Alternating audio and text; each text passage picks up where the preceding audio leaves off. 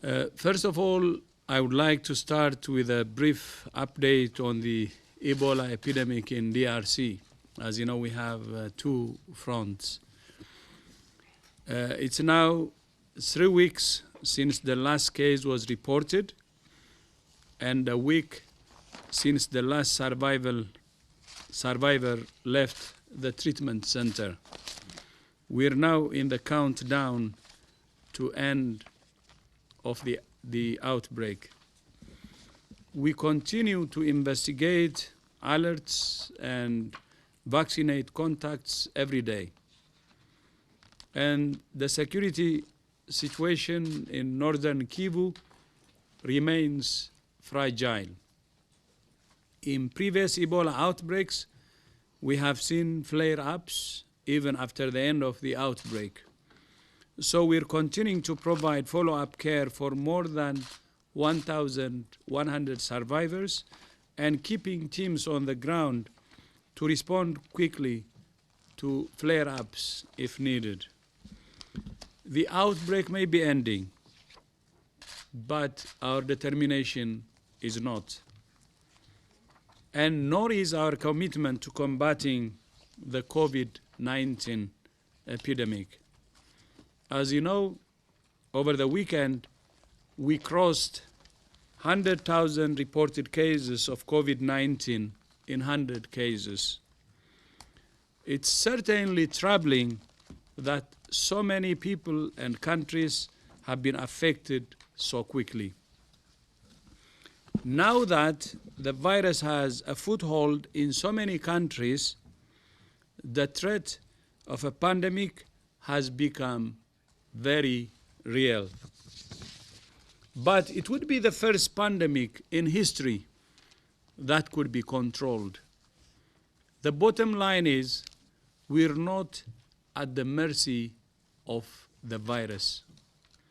The great advantage we have is that the decisions we all make as governments, businesses, communities, families, and individuals can influence the trajectory of this epidemic. We need to remember that with decisive early action, we can slow down the virus and prevent infections. Among those who are infected, most will recover. Of the 80,000 reported cases in China, more than 70% have recovered and have been discharged.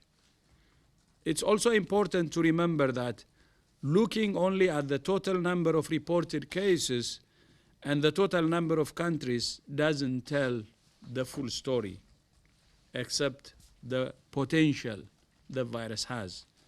Of all the cases reported globally so far, 93% are from just 4 countries. This is an even epidemic at the global level. Different countries are in different scenarios, requiring a tailored response.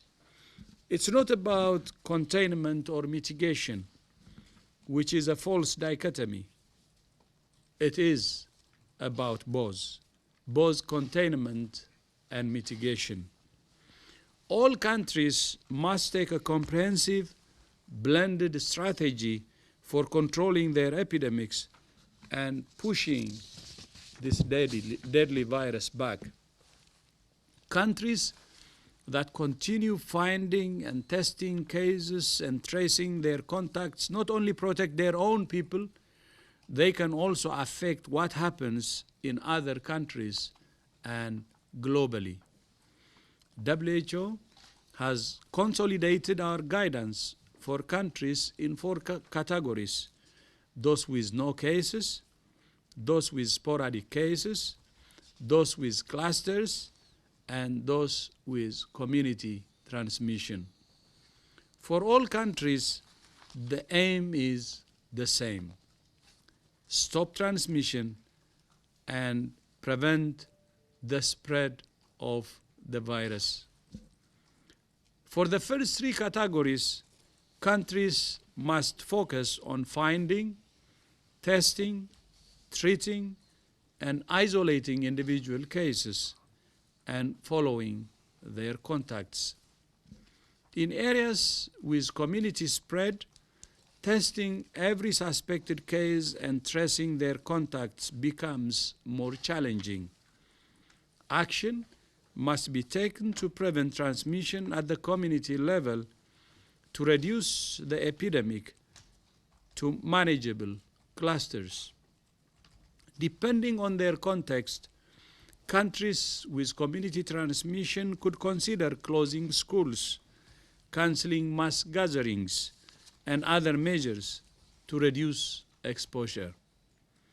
The fundamental elements of the response are the same for all countries: emergency response mechanisms, risk communications and public engagement, case finding and contact tracing, public health measures such as hand hygiene, respiratory etiquette, and social distancing,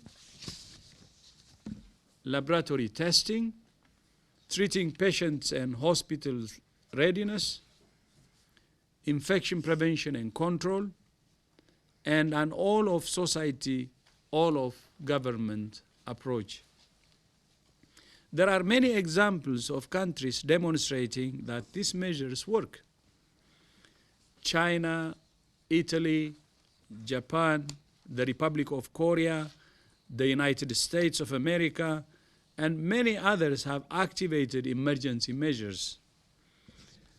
Singapore is a good example of an all-of-government approach. Prime Minister Lee Hsien Loong regular videos are helping to explain the risks and reassure people. The Republic of Korea have increased efforts to identify all cases and contacts, including drive-through temperature testing to widen the net and catch cases that might otherwise be missed. Nigeria, Senegal, and Ethiopia have strengthened surveillance and diagnostic capacity to find cases quickly.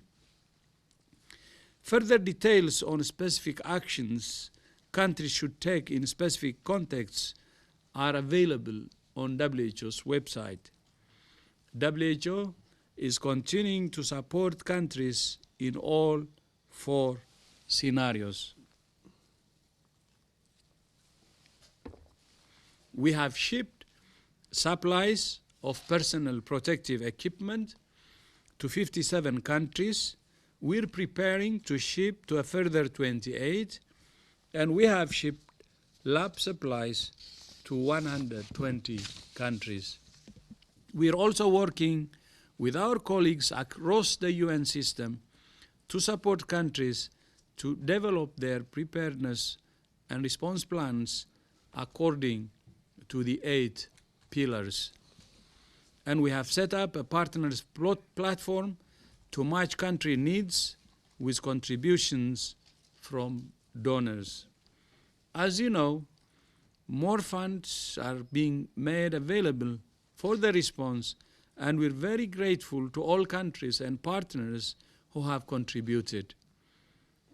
Just since Friday, Azerbaijan, China, the Republic of Korea, and the Kingdom of Saudi Arabia have announced contributions. Almost $300 million has now been pledged to WHO's strategic preparedness and response plan. We're encouraged by these signs of global solidarity, and we continue to call on all countries to take early and aggressive action to protect their people and save lives. For the moment, only a handful of countries have signs of sustained community transmission. Most countries still have sporadic cases or defined clusters. We must all take heart from that. As long as that's the case, those countries have the opportunity to break the chains of transmission, prevent community transmission, and reduce the burden on their health systems. Of the 4 countries with the most cases, China is bringing its epidemic under control, and there is now a decline in new cases being reported from the Republic of Korea. Both these countries demonstrate that it's never too late to turn back the tide on the virus. The rule of the game is never give up. I'll repeat that. The rule of the game is never give up. We're encouraged that Italy is taking aggressive measures to contain its epidemic, and we hope that those measures prove effective in the coming days. Let's hope the antidote to fear. I'll repeat this, let hope be the antidote to fear. Let solidarity be the antidote to blame. Let our shared humanity be the antidote to our shared threat. I thank you.